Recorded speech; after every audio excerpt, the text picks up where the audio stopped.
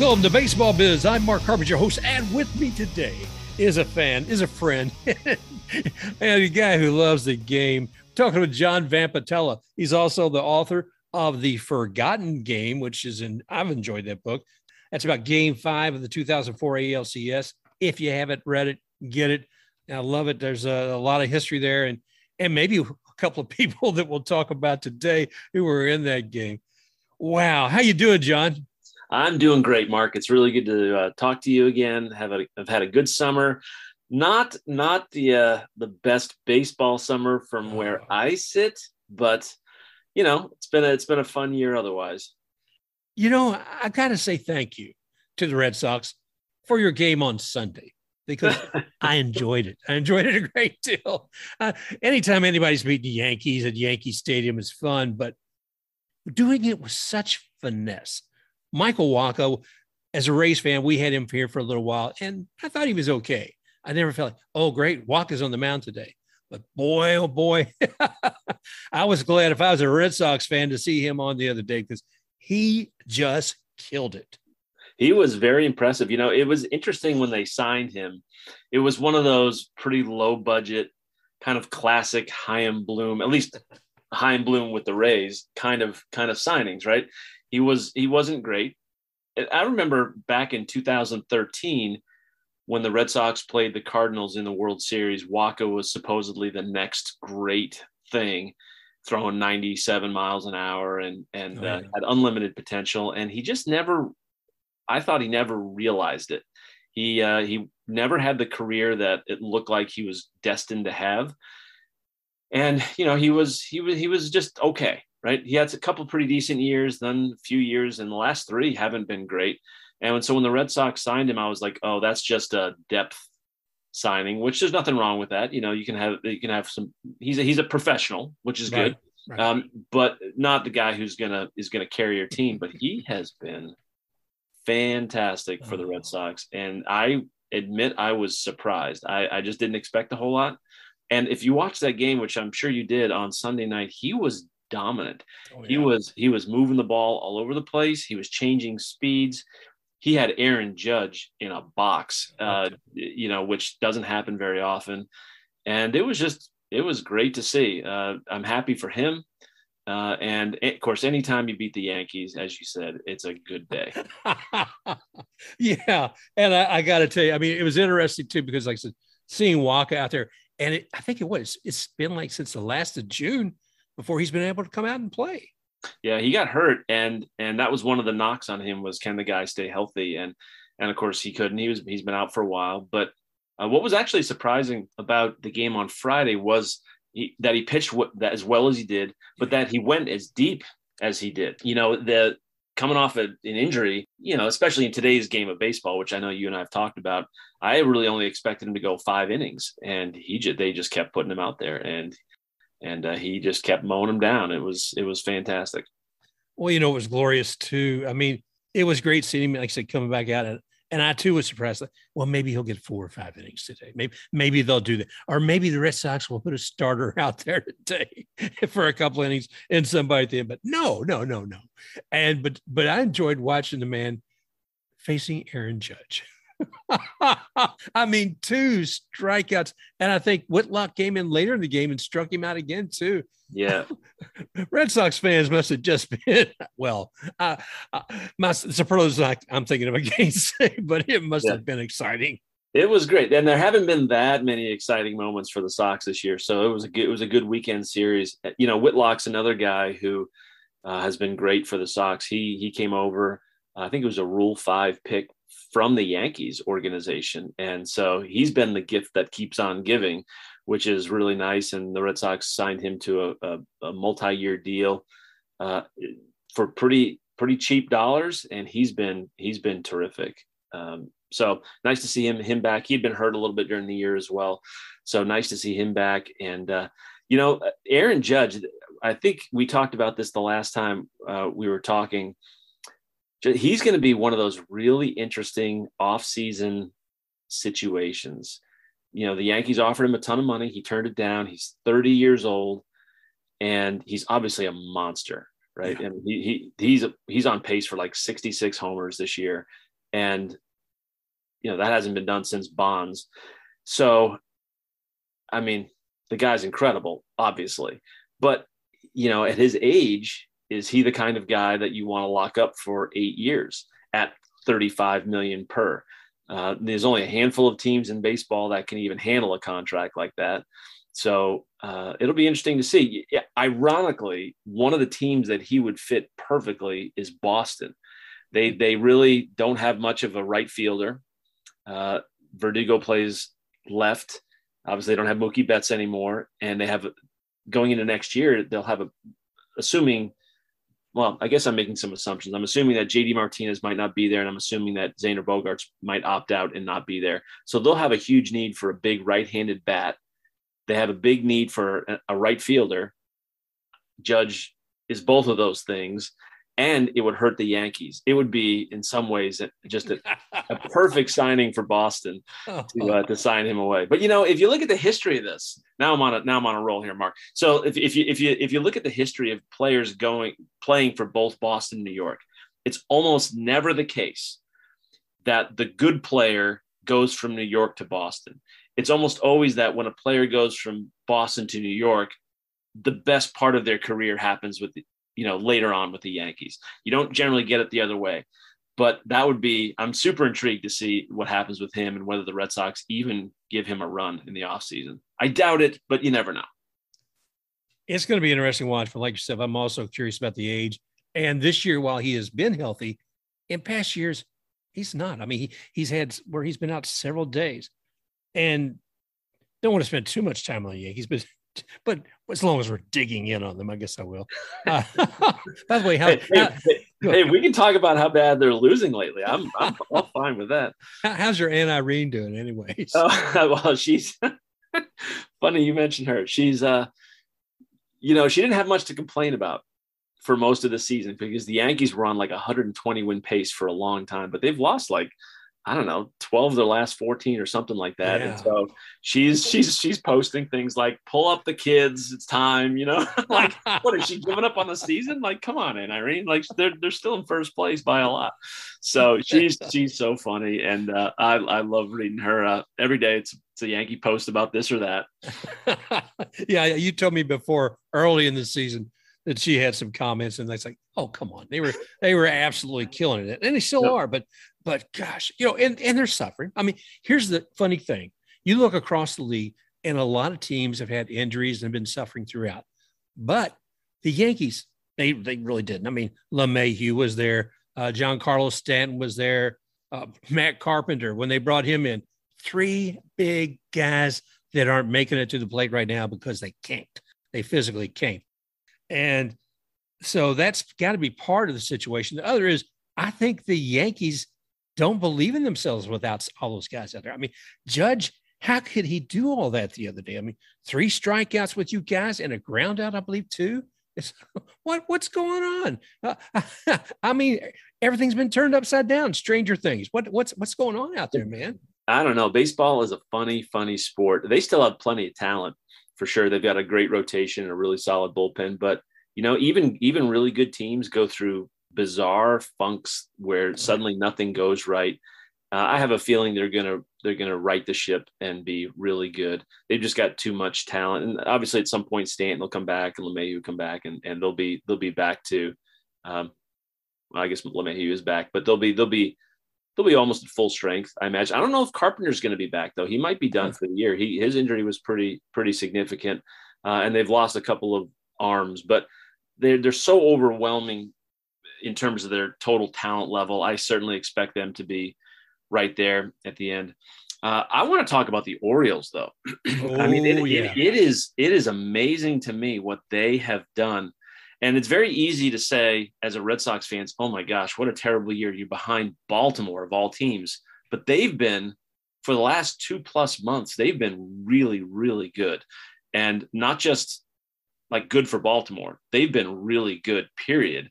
And I'm actually happy for that organization. They've gone through just so many seasons where they've been terrible.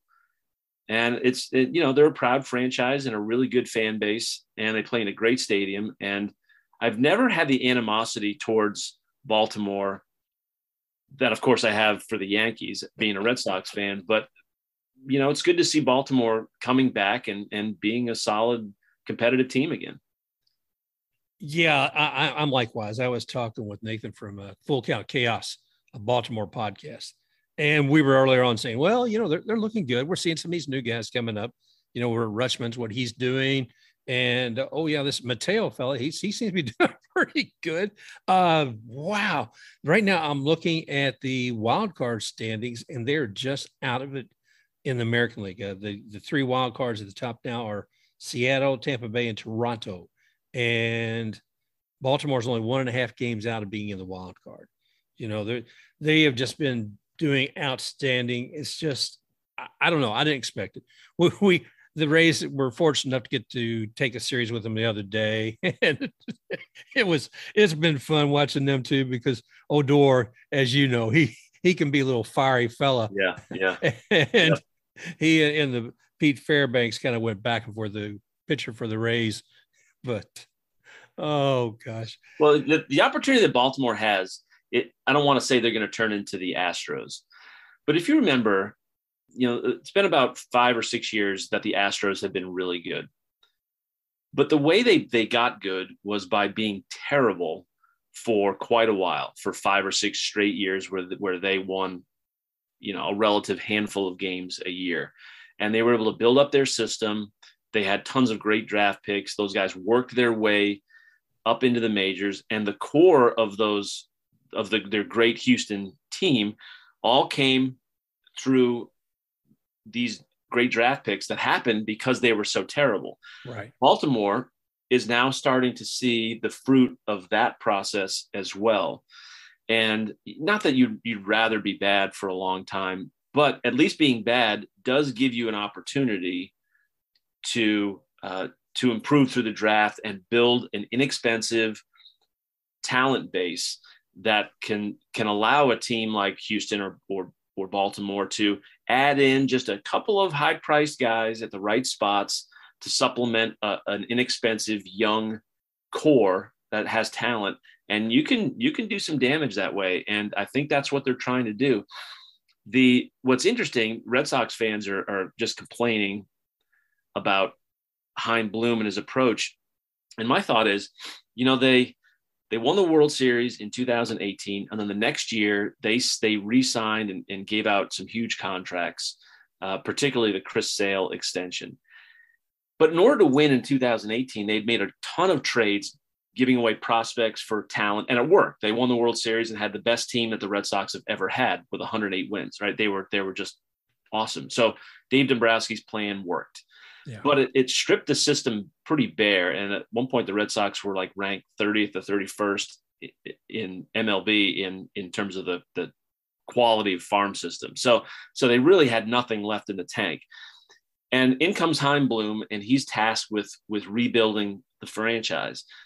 Well, he knows that the way to build it is to have this great farm system that continually pumps out high quality players, major league ready players, so that you have this inexpensive base to work with that has skill.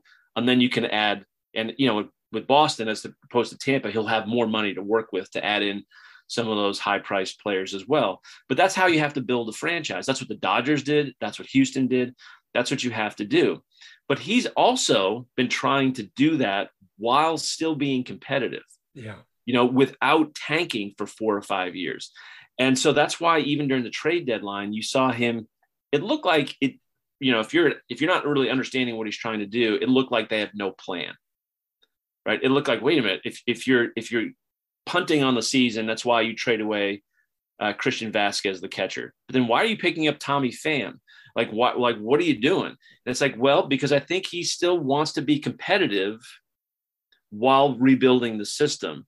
And I think really about 3 years from now, the Red Sox have this pipeline of awesome prospects that should be just making their way into the majors. And I think he's setting the Red Sox up for tremendous success, but Red Sox fans just can't be patient.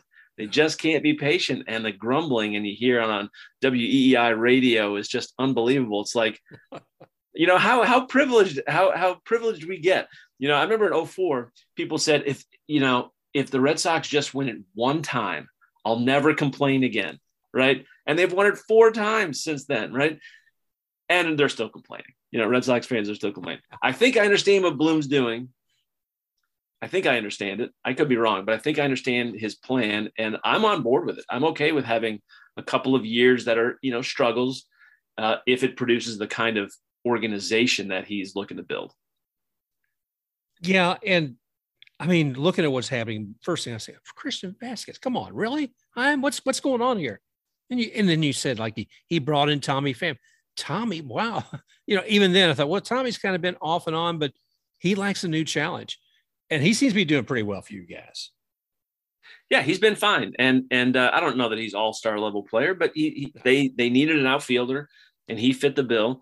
Reese McGuire's done okay, behind the plate. He came over from the White Sox. So they just took 2 out of 3 from the Yankees. So they're still being competitive. They're not great. They're still 2 under 500, but it's not an epic disaster of a season that the Red Sox fans think it is. They're not 30 games under 500. They're competitive. For the most part, the season has been a competitive season. Everyone wishes your team was better. Of course, I wish the Red Sox were 20 games above 500 rather than 2 games under. But I think they'll just kind of have their nose, under the playoff tent. Right. Throughout the rest of the season. They may not make the playoffs. It probably won't, given that they're 5 games back and there's like 4 teams ahead of them for the wild card spot. But it should keep baseball interesting the rest of the way. And he's really setting up the organization for the future, which I really like. Well, I'm looking forward to that. As far as criticizing what Bloom has done, it was, I think, about a week ago, it was Pedro Martinez. And he had a few words. He was saying, I just don't see where the path is leading for the Red Sox, to be honest.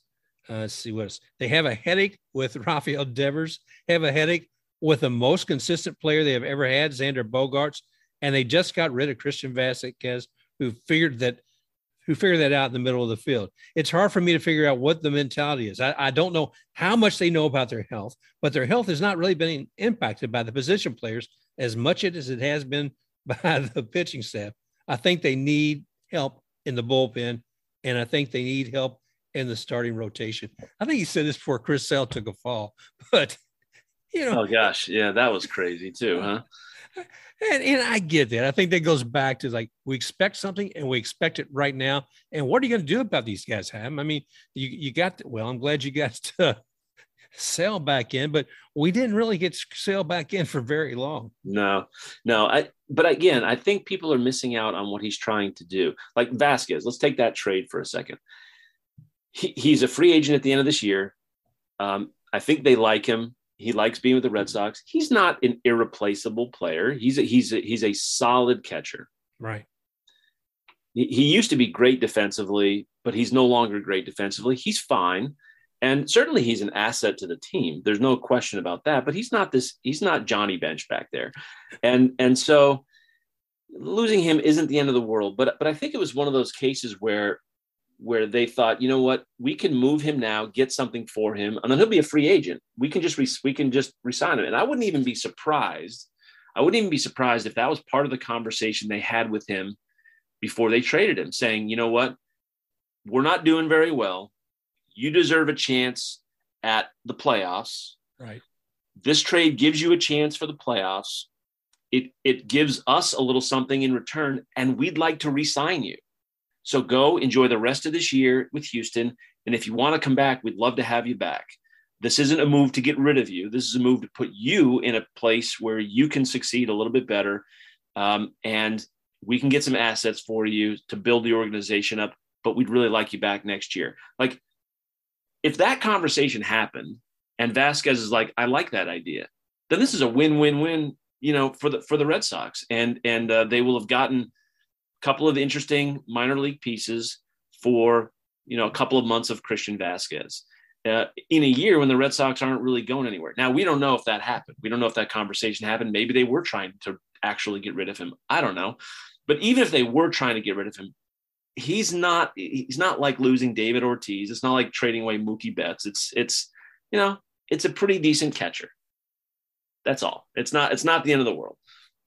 Yeah. And, people can't understand it looking at Bloom and some of these others. We're not looking at the 3-dimensional chess that he's playing. He's looking, 5, 6, 7 moves ahead. And like you said, maybe a conversation did or didn't take place with Vasquez, but I can certainly see where it might have. And even if that conversation didn't, I could see that as a potential strategy that Bloom may employ later on. So yeah, it's been interesting. I know people, they like certain players. They don't want to, but JBJ. Okay. Do you have anything to say about Jackie Bradley Jr.? Well, sure. I mean, he was an integral part of the 18 championship squad, and he is easily one of the best defensive center fielders I've ever seen.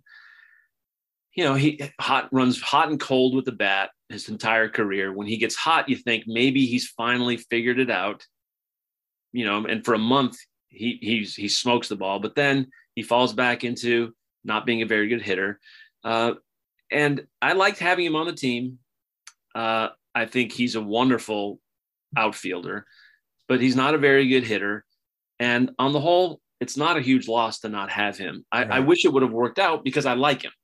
Right. And kind of what you were saying before, you tend to root really hard for the players that you have some affection for. And I have that with him. He was part of the outfield with Benintendi and Betts and Bradley. And that was a magical group that helped him win the World Series. So I'll always have a fondness for Jackie Bradley Jr. I wish he was just better. I wish he was better. And, I wish he was helping the Red Sox. Instead, he's with another organization. And of course I wish him well, and I wish him great success, but I think them dealing him away, or I guess they designated him for assignment. He signed elsewhere. It's not a crazy huge loss again. It's not the end of the world for the Red Sox. Tommy Pham right now is probably a better player. So I never like seeing players I like go, but there are times when it's not the worst move. Yeah, I get that. What's interesting too is looking at Pedro Martinez's remarks, and one of them talking about Rafael Devers. But Rafael Devers has been looking pretty good the last week. So when you ask the question, remember when Soto was on the trade block, and it was a question of, who really wants to pay this guy $80 trillion to play baseball? And you think there's probably a relative handful of guys in the league who are worth those mega contracts. Judge is going to get signed to one of them. I don't know if he's going to be worth it because of his age and his, he's been banged up over the course of his career. He's obviously an amazing player. But Devers is one of those guys you back the Brinks truck up for. He's 25. He's an elite hitter, right? He's an awesome player, and he's gotten better with the glove. Again, he's just 25, and he really hasn't had much of an injury history. He's typically been very healthy. The sky is the limit for this guy. You could sign him to a 10-year contract, and it would only take him through his age 35 season. So you're not even dealing with the late 30s that a guy like Judge, his contract would take him through. So if you sign him from age 26 to 35, that's 10 years. And you expect, elite performance over the course of those 10 years. I wouldn't be surprised if he gets a 10-year, $350 million deal. And if I was the Red Sox, I would sign him to that. I don't normally like the idea of these monster contracts, but the Red Sox organization has gotten under the luxury tax, and financially they're in good shape. And he's the guy. Like I love Xander Bogaerts. He's been a great player for the Red Sox, but he's 30. And, if you sign him to one of those big deals, you're going to get, the tail end of that, or the second half of that is going to be a struggle. And his power numbers are down. He's still a very, very good player, and I love the guy, and I would rather see him on the Red Sox, but not for that crazy money. But Devers is a different story. He's the one guy that I think the Red Sox should sign, especially he's a huge fan favorite. He like everything you could want in a player, he gives you. And again, he's only 25. Right. And so you're not talking about a guy in his 30s signing a big deal. This is a young guy who's worth every penny if they sign him to this monster contract. Yeah, you look at that baby face, and if you didn't know any better, you say, "Oh, is that the same guy I saw up there at the plate just a little while ago, or who caught that ball and got that back over the first with a double play?" Yeah, it's. I wouldn't be surprised they like I said, have to pull up the Brinks truck for that. And I feel better in many ways about a player like him than say a Juan Soto. I think Juan Soto, not taking anything away from him, but I just feel like there's been so much hype around him. And to be quite honest with you, I did not anticipate that Washington was going to find a buyer, for that. So what can I say? Yeah, no. See, the thing about him was that a team trading for him, right, was going to get 2+ years out of him. But to give up the amount that they had to give up, right, to trade for him successfully, they have to be thinking to themselves, we want this guy long term. Yeah. So not only are you looking to spend a fortune on him in terms of a big contract, but you also have to give up a ton to get him. Devers is in a different category for the Red Sox because they already have him, right? They drafted him. All you got to do is pay him the money. You don't have to give up anything else for him. And so that's why I think for them, he's a must sign. So we'll see what happens. Baseball is a business, but he's one of those guys that I think they have to sign him. And I would actually be surprised if they don't. And disappointed, because they have the resources to do it. And this isn't like the Mookie Betts situation where financially they were strapped, buried, they were way over the luxury tax. And I understood what they were trying to do with that deal. There's no reason to not sign Devers. There's really no reason not to. Well, he's one I'm always excited to watch out there. I mean, when you guys are playing against the Rays and I see him ever, it's like I just kind of quiver a little bit when I see him come up to bat or a ball going in his direction on the field. Let me ask you a bit more. I'm looking, what's the rest of the season going to look like? I mean, we just talked briefly about Chris Sale. God knows what the man was doing on a bike just a week after the surgery on his hand. But, I was really looking forward to seeing Chris on the mound. Gosh, that is one of the craziest stories. I just can't believe what that guy has gone through, just trying to get back on a field. And I don't know who had falling off a bike and breaking your wrist in the office pool, but whoever had it won a lot of money. But this is a guy who came back from Tommy John surgery. He hurt his back during his rehab. He was finally okay. Takes the line drive off his pinky. Okay, maybe 6 weeks from now he'll be back. Oh, now he breaks his right wrist. It's like Chris, should go home, take the rest of the year off, get your body in good shape. I guess on the bright side is he's a guy who's going to be 30, 33, 34 years old, but with very low mileage on his arm over the last few years because he's hardly pitched. So that's the good thing, I guess. As for the rest of the year, for the Red Sox anyway, since we're on them, they play Pittsburgh 3 straight on the road starting tonight. And then they have 9 games in a row against AL East opponents. They're at Baltimore for 3. Then they're home for 6, 3 against Toronto and 3 against your Rays. And I think, all those teams are in competition, a tight log jam for the wild card. So the Red Sox have a chance to get themselves right back in this thing if they do really well. Of course, if they don't do well, it basically, this little stretch will basically bury them completely. But they're playing a little bit better. And I would not be surprised if they actually had a good little run here. But this is the 2022 Red Sox, so you never know. The Sale story was really sad because I really thought he could come back and give them some needed help. Paxton is apparently doing pretty well in his workouts, coming back from his own injury. Maybe he'll be helpful because when he's healthy, he's a really good pitcher. So there's another guy, by the way, that as you look towards 2023, they should have Sale and Paxton back, which will really be helpful for them, and the rotation should be in pretty good shape. But we'll see how they do now. I still think the odds are small that the Red Sox make the playoffs, but if we have a conversation after, I don't know, September 14th or so. Well, I guess actually not September 14th, more like end of August. I think we'll have a better handle on where they stand. Well, I wish them the best. I mean, I love all the teams in the AL East, and it's been exciting. And the Orioles, I think, was kind of a surprise for a lot of folks, but it shouldn't have been, because that's the team that's been building. And see, that's what I'm thinking about the Red Sox.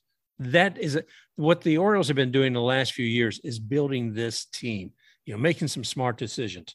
And that's probably what Chaim Bloom is doing right now. Of course, Chaim Bloom right now, one of his biggest challenges is finding out who has that daggone voodoo doll for Chris Sale. Exactly. And get that taken. But it's still going to be an exciting year for the Red Sox, and like I said, I loved watching you guys take out the Yankees and contribute to their little stretch of losses. So what's that German word for enjoying somebody else's suffering? Schadenfreude or something like that. Yeah, that's it. Yeah. Well, I'm guilty of that, right?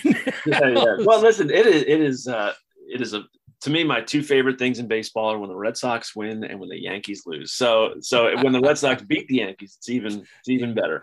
All right. So. All right, man. Well, I'll tell you what, any other things you think we should cover today? I did want to ask you, we were talking about big contracts. Mm-hmm. And we have to talk about Tatis a little bit here. Yeah. Right? So I don't know what you make of his story about the ringworm and the medication. I don't know. But I just think here's a guy who just signed a monster contract. He's obviously one of the premier talents in all of baseball. And he's suspended for 80 games. And boy, what a situation. And I don't know let me just stop, because I'm still a little bit of a loss over this one. What have you been thinking about that? Oh gosh. First I thought, how in the hell can you do something so stupid? I don't care if you were taking it for PED or ringworm. If you're going to take that much money, if you're thinking about taking Tylenol for a headache, sit down and talk with the doctor for the team, because you've got too much at stake. That team has too much at stake. And from what I've seen with the interviews with the players, they're not exactly too compassionate about the whole thing. They're not seeing very happy about it for sure. Oh, no. But some of them say, you know what? We've done well without him this year. We'll do well without him throughout the rest of this year. And when he's hearing that, that bell in his head should have rang long before all this happened. And I am dismayed that somebody with that much talent is in this situation. And even if it's, like I said, the ringworm thing, have enough sense to say anything that you're going to put in your mouth, have somebody on the team look at it and say, oh, I'm sorry, Fernando, that's not going to be the one you need to take. I don't get it, brother. I really don't. You and I will not lose our jobs if we take a steroid, right? It's not good for us to take them, I guess, unless they're medically prescribed for various things. But as a performance enhancer, it's not good for us to take them. They have negative side effects. But you and I aren't going to lose our job over it. No. When you're a professional athlete and you get tested for this stuff, there's a chance that you could get busted and face a really harsh, long suspension. He's facing 80 days. Yeah. Right. If that all takes place next year, that's half the season. One of the best players in the game gone, and it really hurts your team. And it doesn't seem that hard. Like if you're truly trying to be on the up and up, it just doesn't seem that hard to do what you just suggested. Look, I might have my own personal doctor, but every time he prescribes something, I'm running it by my team doctor, so that they can say, oh, nope, you can't take this because this will trigger a steroid positive.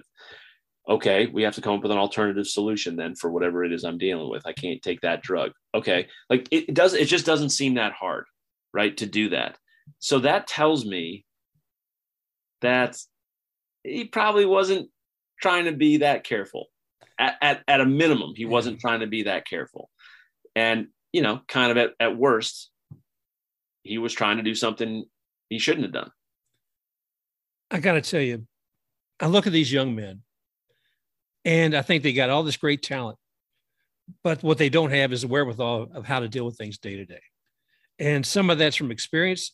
And I believe teams really need to almost hold their hand through life for a while. I look at the Tampa Bay Rays. Poor Wander Franco. My heart goes out to him. He lost $650,000 worth of jewelry he left in the car.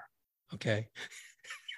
They got about $500,000 of it back. But excuse me, if your brain is so much on baseball and you do these other things, but you don't see anything beyond potential repercussions or things that could go wrong, there's an issue. And that's where I think there almost needs to be somebody like a mentoring or holding a hand, leaving $650,000 worth of stuff in the car.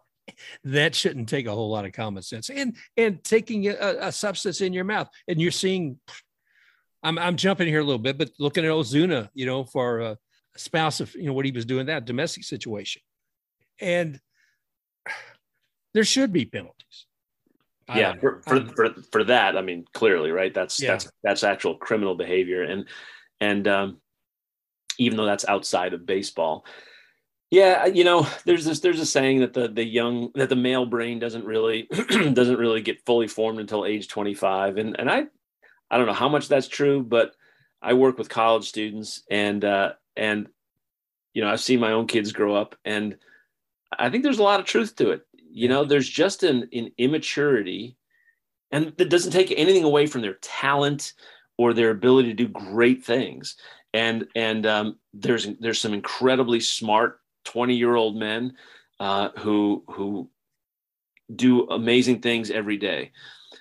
But I've also seen plenty of young men who just don't seem to, all the wiring doesn't seem to be, quite fully connected on some of these just kind of basic, rational, common sense kind of things. I do think some of it's experience, but I think some of it's this too, Mark. Like when you're that age, you remember what it was like to be, I mean, it was a long time ago for us, but like, you remember what it was like. You feel, especially if you're that gifted at something and you're a pro athlete, you feel invincible. You feel like you can do anything because up to this point in life, you have been able to do anything, right? You're at the top. Can you imagine? I can't imagine being a top 20 person in my field in the world ever in my life. I can't imagine being that good at something at any point in my life. Never mind, 23 years old. I'm already one of the 20 best baseball players in the world. Like, I can't even imagine what that does to a person in terms of their feeling like I can do anything. I can kind of get away with anything. I'm invincible. Nothing's stopping me because nothing has stopped him before, up to this point in life. And so I don't know. I guess it's not that hard for me to see how a person can fall into that. And especially, and I'm not saying this is true of him because I don't know, but especially if part of the reason for his success, maybe he's been using for quite a long time. And so maybe he's thought, I've gotten away with it for this long and what's to stop me? Now that's not an accusation because I don't know what his situation is, but that's a possibility. And so I don't know. I just think these guys think they're invincible and just nothing can get in their way from them doing what they want to do. Well, like you said, when they were at the top of their game, they're seen as some of the best in the world, and they think bullets will bounce off their chest. That's a setup for disaster. And you and I, as parents, we see our children sometimes just say, well, they've got, I see they're going to make a mistake here. I can go ahead and grab them right now and save them from that, or I'll let them go ahead and they're going to learn from this. And it's hard to do, but somebody needs to be stepping in with these young men and the cataclysmic proportions of what happens in their career and the people that depend upon them. Somebody needs to be beside them. And I'm not going to go down this road a lot, but I look back at the documentary on Doc Gooden and Strawberry, Dale Strawberry. And these were two young men who got caught up with a lot of things with narcotics and, destroyed an early career in many ways. But I gotta feel, John, that there's a way to help guide these young people during difficult times, exciting times, but difficult times too.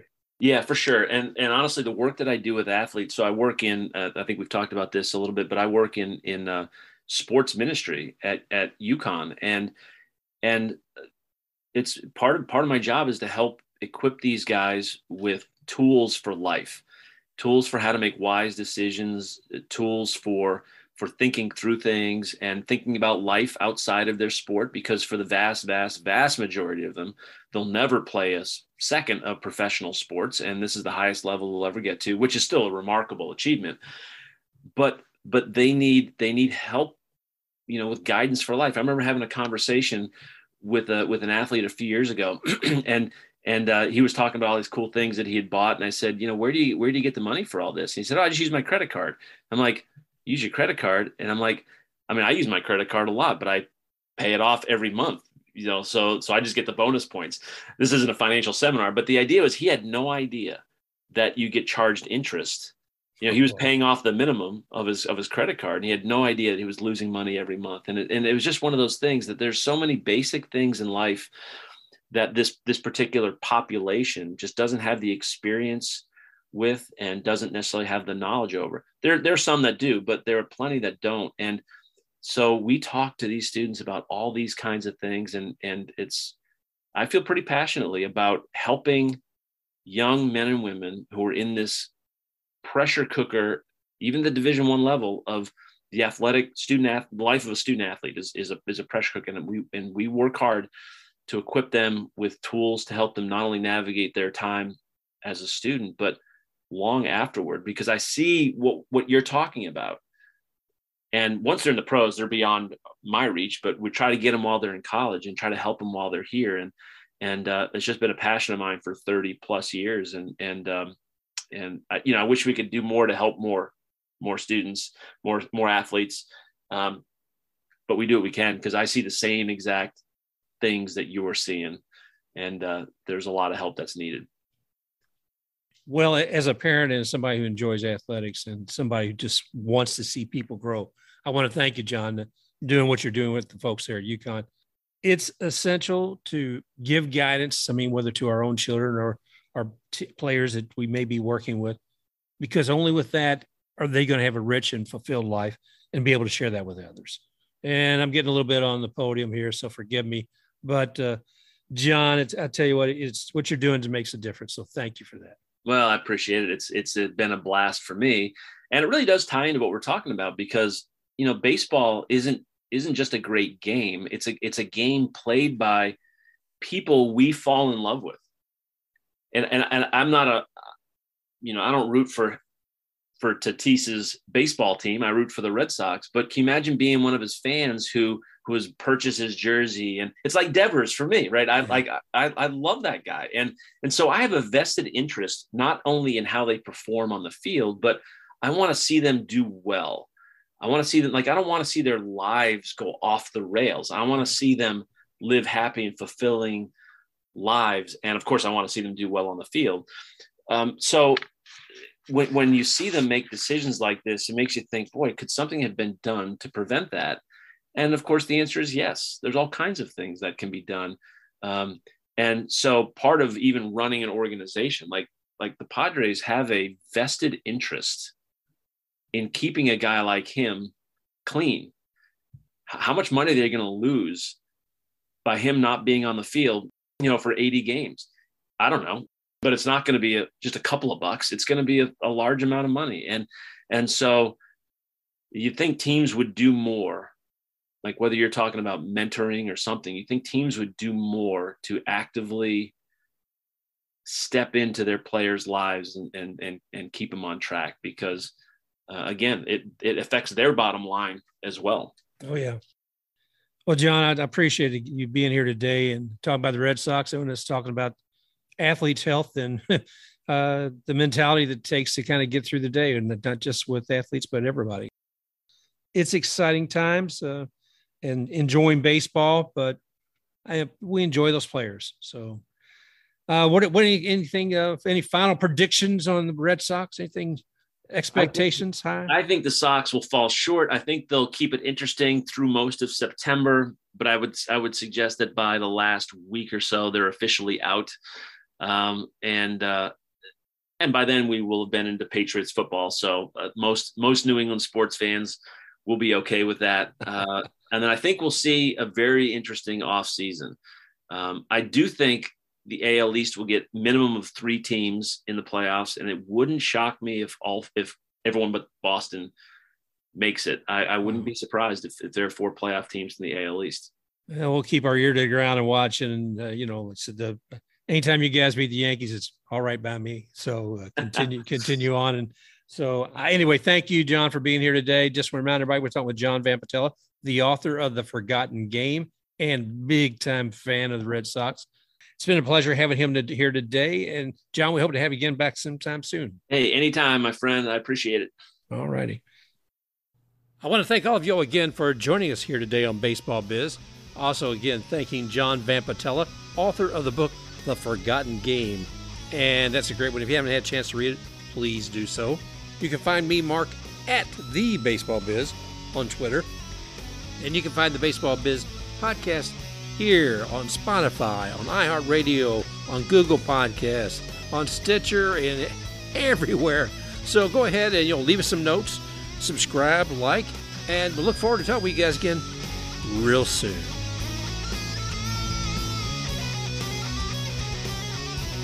Special thanks to XTakeRUX for the music Rocking Forward.